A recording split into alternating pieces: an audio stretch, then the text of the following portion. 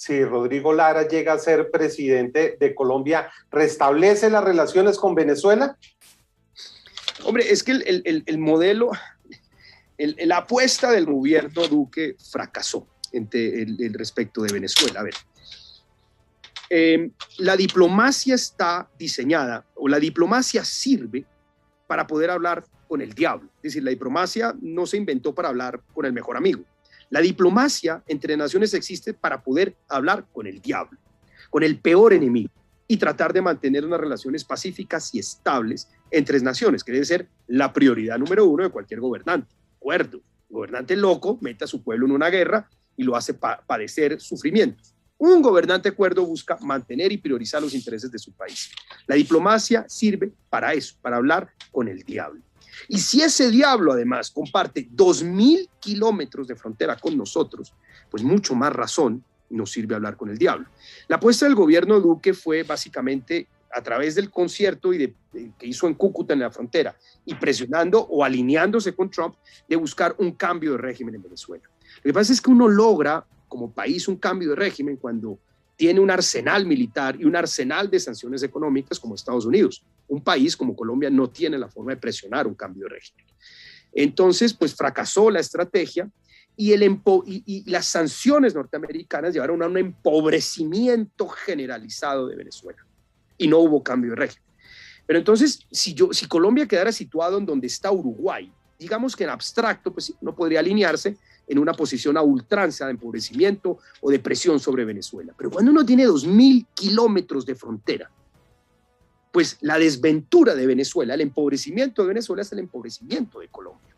Y la desestabilización de Venezuela implica la llegada de 2 millones de refugiados pobres de Venezuela. ¿Quién paga el pato? ¿Quién paga el precio de ese empobrecimiento generalizado de la economía venezolana? Pues nosotros. Brasil recibió 400.000 refugiados en su frontera, que es una zona bastante despoblada del sur de Venezuela y del norte de Brasil. Nosotros recibimos 2 millones de refugiados, sin que el mundo se inmutara, sin que Estados Unidos realmente entendiera el sufrimiento que estamos viviendo nosotros. Entonces, esa gente, si no llegaba a Colombia, pronto les llegaba a la Florida. ¿Quién lo recibió? Colombia. Yo creo que hay que cambiar de paradigma. En Venezuela hay una dictadura oprobiosa, una dictadura miserable, vinculada con el narcotráfico, es el diablo. Pero yo no puedo seguir empobreciendo al diablo porque sigo empobreciendo a Colombia.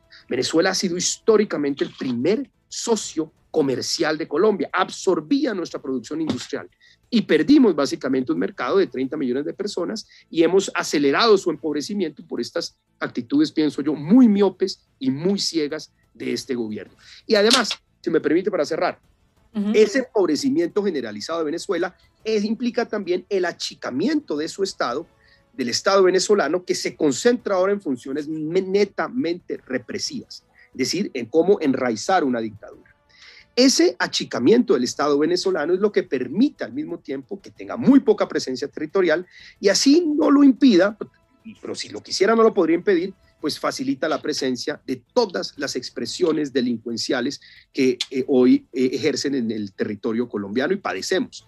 Venezuela se convirtió en una especie de Somalia hemisférica. Y los que más pagamos las consecuencias somos nosotros en Colombia. Hay que cambiar de paradigma y hay que ayudarle al norte de Santander, a Cúcuta, que ha padecido muchísimo por este enfrentamiento entre el gobierno colombiano y el gobierno tan terrible de Venezuela.